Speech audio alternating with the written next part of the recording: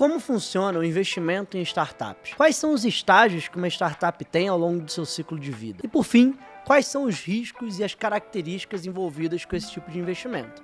Eu sou Miguel Araújo, Head de Venture Capital aqui na Boss Invest, um dos principais Venture Capitals da América Latina, e estou aqui hoje para tentar responder um pouquinho melhor de cada uma dessas perguntas. A primeira pergunta é o que é uma startup? Essa talvez seja uma das mais subjetivas e mais complexas entre elas para se ter uma definição clara. Não existe uma definição muito acadêmica, uma definição que seja extremamente precisa sobre quando que um negócio pode ser considerado uma startup, quando que não.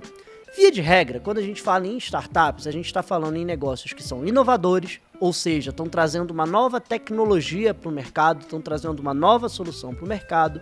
São negócios ainda em estágio mais inicial do seu nível de maturidade, então ainda não é aquela empresa extremamente consolidada, com anos de estrutura, e são empresas que provavelmente vão estar num ritmo de crescimento elevado, vão estar ali buscando um ganho de escala e exponencialização.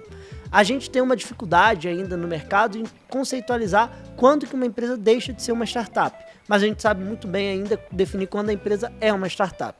Vamos dar um exemplo, vamos pegar o caso do Facebook. O Facebook, nos seus primeiros anos, nitidamente era uma startup. O Facebook, mais recentemente, se tornou uma empresa já consolidada, uma empresa um pouco mais estável, sem grandes crescimentos exponenciais e já num nível de consolidação maior. Talvez o Facebook hoje já seja uma empresa caminhando, vamos dizer assim, para uma expectativa de empresa tradicional, já sem trazer grandes inovações. Por outro lado, ela não deixou de ser uma empresa de tecnologia. Então, nem toda empresa de tecnologia vai ser uma startup, né? Mas toda startup vai ser uma empresa de tecnologia, vai ser uma empresa que está trazendo uma inovação para o mercado, está tentando fazer algo diferente, uma nova forma de resolver um problema. E quais são os estágios que essas empresas passam, né? Quando a gente fala de uma startup, a gente ainda está falando de um rol muito grande de empresas. Desde aquele nível de maturidade bem inicial, quando a empresa está no que a gente chama de estágio semente, os seus estágios pré-seed, seed, tem aquele momento que a queima de caixa ainda é muito acelerada, a startup está buscando validar o seu produto, validar a solução, entender quem vai ser o seu cliente, entender como que ela faz esse fit e essa aderência com o seu mercado. Então ela primeiro está ali naquele estágio de validação, aquele estágio bem inicial. Quando a gente traz isso para o mundo dos investimentos, a gente está falando dos investimentos em capital semente, os estágios pré-seed e seed. Quando a startup começa a ganhar um nível de maturidade, onde ela já validou as suas principais premissas, ela tem um produto bem construído, ela já tem um nível de faturamento legal, ela começa a migrar para o chamado late stage, onde começam os seus venture rounds sequenciais, Series A, Series B, Series C e por aí vai. A gente vê startups fazendo Series D, Series 8, enfim, tem uma série de sopa de letrinhas nesse mundo.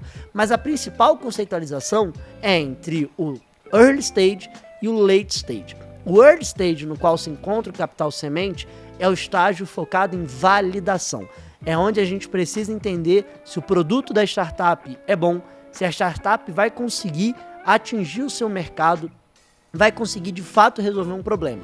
No late stage é aquele momento onde provavelmente já foram feitas as validações. A startup já tem uma clareza do porquê ela existe, do para quem ela existe. É o momento que ela vai ganhar escala, é o momento que ela vai migrar para sua estratégia de growth agressivo e buscar ali de fato se tornar um negócio bem consolidado. Mas no final do dia, como que o investidor pode acessar esses negócios? Quais são as formas de você investir numa startup? Hoje, falando particularmente do mercado brasileiro, existem inúmeras opções de você conseguir investir numa empresa privada, né? numa empresa que ainda não é pública na Bolsa de Valores. A primeira delas, vamos dizer, a mais embrionária, é através do investimento anjo, ou seja, você fazer um investimento direto na startup. O investimento anjo ele tem algumas características no qual o investidor, ele provavelmente na pessoa física, sem uma grande profissionalização, muitas das vezes alocando em empresas de conhecidos, de amigos, de familiares, ele vai fazer a sua seleção e a sua alocação.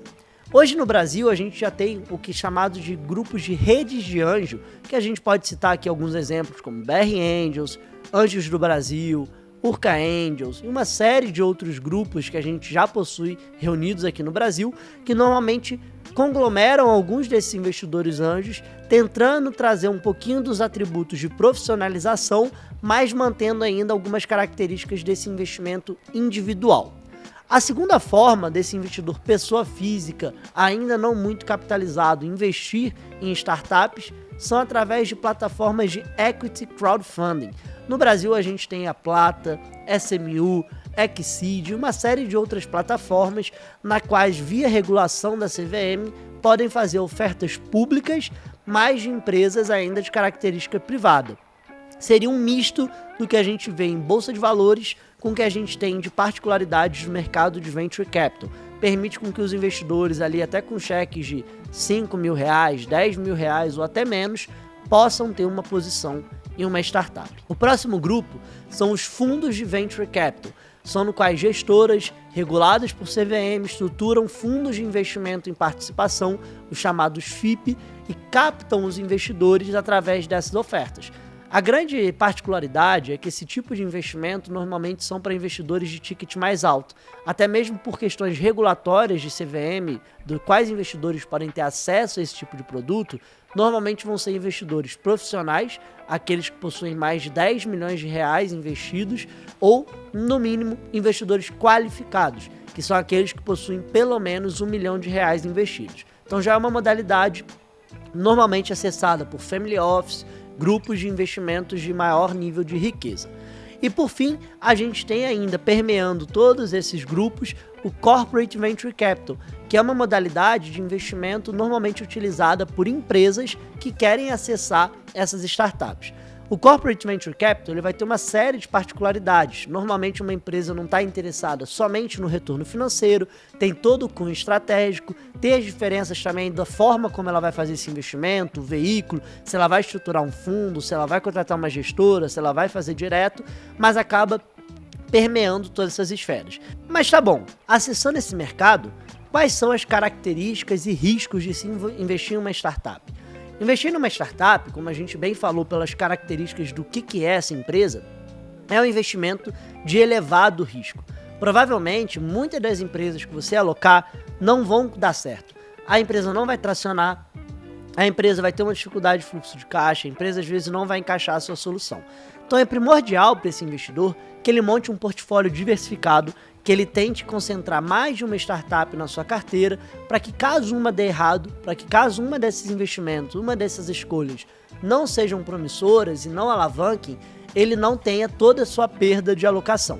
Então é muito importante para esse investidor compor um portfólio, sabendo que ele está assumindo um risco mais alto, para que ele consiga viver o melhor ali dessa convexidade desse investimento, para que aqueles investimentos que deem certo sejam capazes de pagar pelos que deram errado e mesmo assim proporcionar uma carteira lucrativa.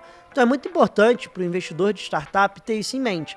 Não aposte todas as suas fichas no único investimento. Faça uma alocação diversificada, procure startups em estágios diferentes, segmentos diferentes, setores diferentes e faça a sua alocação. E se você é o investidor pessoa física, entenda qual é aquela modalidade que melhor vai te atender, de acordo com o capital que você tem disponível para esse tipo de alocação de risco, de acordo com o seu perfil de investidor. Entenda, faz sentido você fazer o seu investimento direto enquanto investidor anjo? Faz sentido você acessar uma plataforma de equity crowdfunding? Ou faz sentido você buscar um player institucional ou até mesmo gestoras e fundos de venture capital? Então, entenda o seu perfil, busque aquela oportunidade que melhor vai fazer sentido com o seu momento, com o seu capital para alocação, do que o seu estágio de investidor. Mas o primordial é você sempre ser diligente no seu processo, buscar players que sejam, que tenham uma boa credibilidade com o mercado, que tenham um bom track record, para que justamente vão conseguir diminuir essa sua assimetria e conseguir ter um investimento de alto retorno. Então, pessoal, era esse conteúdo que a gente gostaria de trazer no nosso quadro de hoje, para passar um pouquinho desse básico do que é uma startup, quais são as formas de você acessar esse tipo de investimento e os principais riscos envolvidos. Ao longo aí dessa trilha, a gente vai aprofundando um pouquinho mais em alguns aspectos e trazendo um pouquinho mais para vocês de como fazer esse processo, de quais são as métricas, do que observar e como realizar da melhor maneira possível esse investimento e esse tipo de alocação.